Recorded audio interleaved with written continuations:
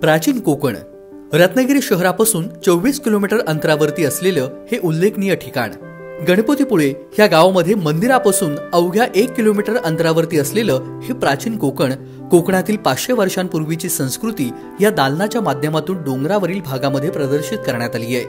प्रदर्शनाची माहिती देण्यासाठी सोबत गाईडची देखील सुविधा उपलब्ध करून देण्यात आली आहे. नक्षत्र उद्यानातील विविध वनस्पतींची माहिती घेत या दालनाची सफर घडते. शिल्पकलेच्या माध्यमातून कोकणी संस्कृतीचं हे अप्रतिम रूप पाहताना पर्यटक थक्क होऊन जातात.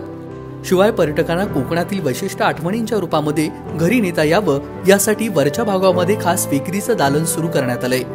डोंगराच्या अगदी वरच्या भागातील मचणावरून दिसणारं गणपतीपुळेचं सौंदर्य विलोभनीय आहे. हेतून परतत असताना उकडीचे मोदक, भाजणीचं थालीपीठ, अळूवडी, झुणका भाकर, कोकम सरबत अशी विविध प्रकारची चव चाखण्याची सोय या ठिकाणी केलेली असते. या दालनात कोकणातील जलदुर्गांच्या प्रतिकृतीची भर पडल्यानं हे दालन अधिक समृद्ध झालंय.